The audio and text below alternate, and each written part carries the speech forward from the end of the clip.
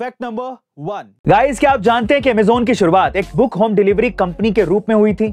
लेकिन Jeff Bezos इस चीज से खुश नहीं थे, क्योंकि वो चाहते थे कि अमेज़न पर सिर्फ बुक ही नहीं, हर चीज मिले, वो भी एक अफोर्डेबल प्राइस में। इसीलिए उन्होंने एक ऐसा प्लान तैयार किया जो बाद में आने वाले हर एक स्टार्टअप के लिए एक प्रेरणा बन गया, जिसे बाद में कई बड़े बड़े बिजनेस स्टार्टअप्स ने फॉलो भी किया और सफलता भी पाई। गाइस, सबसे अच्छी बात यह है कि उन्होंने इस प्लान को अपनी एक बुक द एवरीथिंग स्टोर में डिटेल में बताया है, जिसकी ऑडियो बुक आप कुकू एफएम पर सुन सकते हैं।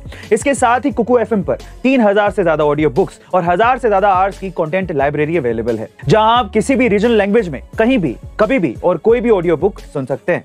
वहीं अगर आप इसके लिए प्रीमियम सब्सक्रिप्शन को लेना चाहते हैं तो use the code E2M50 for 50% discount. लेकिन याद रहे, ये ऑफर सिर्फ पहले 250 यूजर्स के लिए है, तो जल्दी कीजिए। फैक्ट नंबर 2 गाइस, क्या आप जानते हैं कि अब टाटा और रिलायंस दोनों साथ मिलके ओला और उबर के मार्केट को खत्म करने वाली हैं? लेकिन कैसे?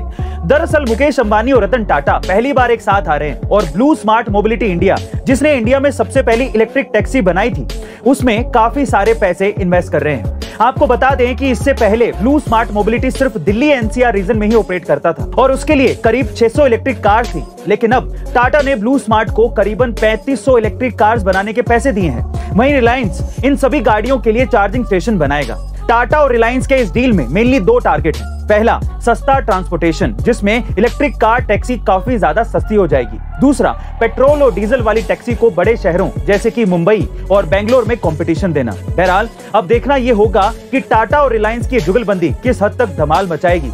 आपका इसके बारे में क्या ख्याल है, कमेंट सेक्शन में जरूर लिखिएगा। फैक्ट नंबर 3 गाइस, आजकल लोग 30 से 40% तक इनकम टैक्स देने में भी परेशान हो जाते हैं। लेकिन क्या आप ये जानते हैं कि इंडिया में एक समय ऐसा भी था जब पर्सनल इनकम टैक्स 97% यानी कि 97% तक पहुंच गया था। जी हां गाइस, ये बात है साल 1973 की, जब इंदिरा गांधी सरकार के अंडर पर्सनल इनकम टैक्स को 10% से लेकर 85% तक बढ़ा दिया गया था। मतलब कि अगर आपकी साल भर की सैलरी 2 लाख रुपए है या उससे भी ज्यादा है तो आप पर 85% टैक्स लगेगा। इसके अलावा इस पर 15% का सरचार्ज भी अलग से, यानी कि 85% का 15% और कुल मिलाकर 97.75% टैक्स आपको देना पड़ता था। दरअसल सरकार ने यह डिसीजन गरीबी हटाने के लिए लिया था, लेकिन यह आइडिया इतना बुरी तरीके से फेल हुआ कि लोग अपना पैसा बचाने के लिए टैक्स फ्रॉड करने लगे। और जब सरकार को अपनी गलती का एहसास हुआ तो अगले साल से टैक्स रेट को कम करके 75% कर दिया गया। गाइस, क्या आप इससे पहले तक ये इंटरेस्टिंग फैक्ट जानते थे? और अगर नहीं तो कमेंट सेक्शन में जरूर लिखेगा। और ऐसे नंबर 4 गाइस, अक्सर आपने देखा होगा कि लोग नेगेटिव चीज को जल्दी एब्जॉर्ब करते हैं और उनका ध्यान पॉजिटिव चीजों की तरफ कम ही जाता है।